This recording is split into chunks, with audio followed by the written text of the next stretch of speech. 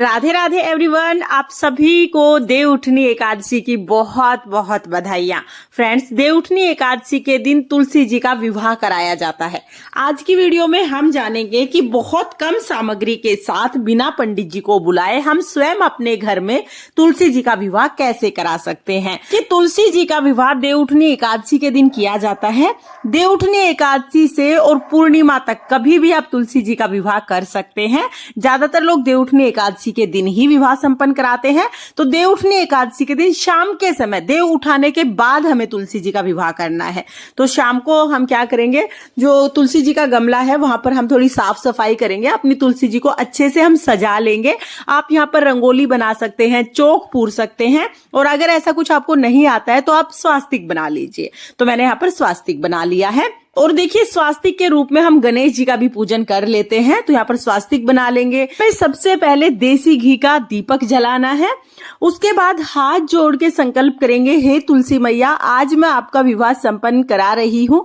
कोई गलती रह जाए तो मुझे क्षमा करें और मेरी मनोकामना को पूर्ण करें। ऐसा संकल्प कराने के बाद फिर हम शालिग्राम भगवान को तुलसी जी में विराजमान करा देंगे, क्योंकि शालिग्राम भगवान से ही हमें तुलसी जी का विवाह कराना है। अगर शालिग्राम भगवान जी नहीं है तो आप अपने लड्डू गोपाल जी से या विष्णु भगवान की किसी भी स्वरूप से तुलसी जी का विवाह करा सकते हैं। तो मेरे पास यहाँ पर शालिग्राम भगवान है। शालिग्राम भगवान को मैंने बहुत सुंदर सा सजा लिया है, क्योंकि आज उनका विवाह है। शालिग्राम भगवान को आसन देके हमने तुलसी के गमले में ही विराजमान कर दिया है। इसके बाद शादी में जब रस्में शुरू होती है तो सबसे पहले हल्दी चढ़ाई जाती है। तो यहाँ पर हम तुलसी जी को हल्दी चढ़ाएंगे। हल्दी पहले हमें शालिग्राम भगवान को चढ़ानी है, उसके बाद तुलसी जी को चढ़ाएंगे। तो यहाँ पर हम शालिग्राम भगवान को हल्दी चढ़ा देंगे। 5 बार कम से कम हम हल्दी शालिग्राम भगवान को लगाएंगे। उसके बाद फिर हम तुलसी जी को हल्दी लगाएंगे। तो 5 पत्तों पर आप जरूर हल्दी लगा दीजिएगा। पत्तों पर, तनों पर हल्दी लगा देंगे। इसके बाद हमें मेहंदी की रस्म करनी है। तो यहाँ पर हम पहले शालिग्राम भगवान को मेहंदी लगा देंगे और उसके बाद फिर हम तुलसी जी को मेहंदी लगाएंगे। यानी रस्में हमें सभी करनी है, बस थोड़ा ये है कि हम ये बहुत सरल विधि से कर रहे हैं। तो यहाँ पर हमने हल्दी मेहंदी कर दिया। उसके बाद फिर हम रोली से तिलक लगाएंगे। तो पहले हम शालिग्राम भगवान को, फिर तुलसी जी को रोली से तिलक लगा देंगे। और एकादशी का दिन है, एकादशी के दिन चावल का उपयोग नहीं किया जाता है। तो तिलक लगाने के बाद तिलक के ऊपर हम तिल समर्पित कर देंगे। तो यहाँ पर हमें तिल लेने हैं। तिल हम पहले शालिग्राम भगवान को चढ़ा देंगे, फिर तुलसी जी को चढ़ा देंगे। और थोड़े से तिल आप दिए में भी जरूर डालना, क्योंकि शास्त्रों के अनुसार जितने तिल चटकते हैं उतने हमारे पाप नष्ट होते हैं। उसके बाद फिर हम शालिग्राम भगवान को वस्त्र की भावना से जनेऊ चढ़ा देंगे और साथ में कलावा भी चढ़ाएंगे। अगर आपके पास जनेऊ नहीं है तो आप सिर्फ कलावा भी चढ़ा सकते हैं। एकादशी के दिन अगर आप तुलसी जी का विवाह संपन्न करा रहे हैं तो तुलसी जी को नई चुनरी जरूर उड़ाइएगा। अब हम शालिग्राम भगवान और तुलसी जी को फूलों की माला पहनाएंगे। मेरे पास माला नहीं थी तो मैंने फूल समर्पित कर दिए हैं। अगर आप विवाह कर रहे हैं तो आप माला जरूर चढ़ा दीजिएगा। इसके बाद हम मिठाइयों का भोग लगाएंगे। तो जो भी मिठाई आपके पास अवेलेबल है, जो फल फ्रूट आपके पास अवेलेबल है, सब हमें भोग में चढ़ाने हैं। जल चढ़ा देंगे और दक्षिणा हमें कन्यादान के रूप में जरूर चढ़ानी है। तो आप पहले दक्षिणा चढ़ा दीजिएगा। उसके बाद हम श्रृंगार का सारा सामान चढ़ा देंगे। और इस दिन हमें तुलसी जी का बहुत अच्छे से श्रृंगार करना है। इस टाइम पर श्रृंगार से नया सिंदूर लेके हम तुलसी जी को सिंदूर लगा देंगे। तो शालिग्राम भगवान को थोड़ा सा छुआ के हम तुलसी जी को सिंदूर लगा देंगे। साथ में ही हम तुलसी जी को चूड़ी पहना देंगे। बढ़िया सा हम तुलसी जी का श्रृंगार कर देंगे। हम अपने हाथों में थोड़े तिल लेंगे और संकल्प करेंगे कि आज हम तुलसी जी का विवाह संपन्न करा रहे हैं और अपनी तुलसी जी हम शालिग्राम भगवान को समर्पित कर रहे हैं।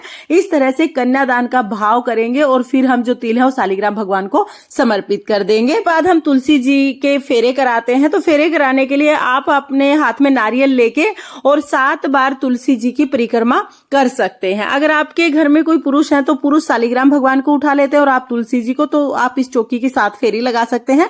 कोई नहीं है तो आप अपने हाथ में नारियल ले लीजिए और 7 फेरी आप तुलसी जी की लगा दीजिएगा। इस तरह से फेरे संपन्न हो जाएंगे। अगर आपने व्रत किया है तो हम तुलसी विवाह की व्रत कथा सुन लेंगे। अगर आपने व्रत नहीं किया है तो इस पार्ट को आप स्किप कर सकते हैं।